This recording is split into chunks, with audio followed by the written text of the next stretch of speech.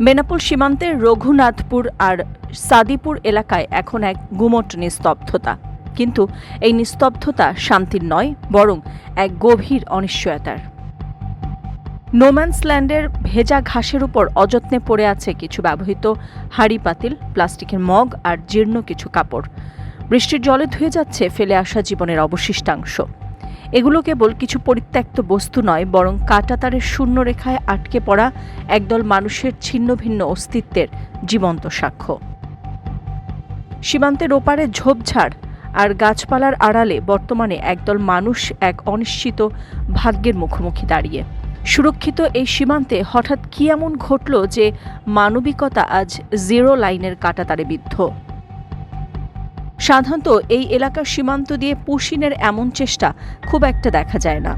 এই পরিবর্তন কেবল একটি সীমান্ত সংঘর্ষ নয়, বরং এর নেপথ্যে কাজ করছে এক বড় ধরনের রাজনৈতিক ও ভূ রাজনৈতিক পালাবদল। সীমান্তের কঠোর বাস্তবতা যখন মানবিক আবেগের মুখোমুখি, তখন দৃশ্যপট হয়ে ওঠে অত্যন্ত করুণ। বিএসএফ আনুমানিক ১০০ জনকে জড়ো করেছিল তাদের বাংলাদেশে ঠেলে দেওয়ার চেষ্টায়। বিজিবি সতর্ক থাকায় ওই সময় ব্যক্তিরা নোম্যান্স ল্যান্ডে অবস্থান নেয়। বেনাপোল সীমান্তে হঠাৎ করে বেড়ে যাওয়া এই উত্তেজনার নেপথ্যে পশ্চিমবঙ্গের সাম্প্রতিক রাজনৈতিক পট পরিবর্তন দায়ী। গেল মে মাসে পশ্চিমবঙ্গে শুভেন্দু অধিকারীর নেতৃত্বাধীন সরকার ক্ষমতায় আসার পর অবৈধ অনুপ্রবেশকারী শনাক্ত এবং বহিষ্কারের প্রক্রিয়া তীব্র হয়। এই নীতির অংশ হিসেবে বিভিন্ন স্থানে তৈরি করা হয়েছে হোল্ডিং সেন্টার, যেখানে কথিত অবৈধ ব্যক্তিদের আটকে রাখা হচ্ছে।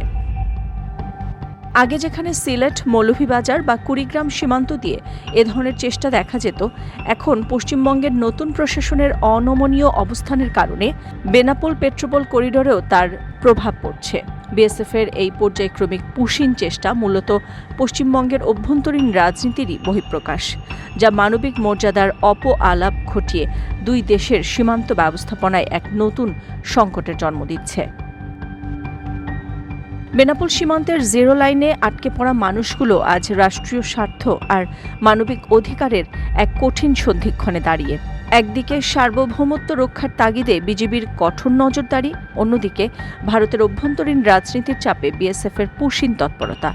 এই দুয়ের চাপে পিষ্ট হচ্ছে সাধারণ মানুষের জীবন। কাঁটাতারের এই লড়াইয়ে শেষ পর্যন্ত জয় কার, আইনের নাকি মানবিকতার?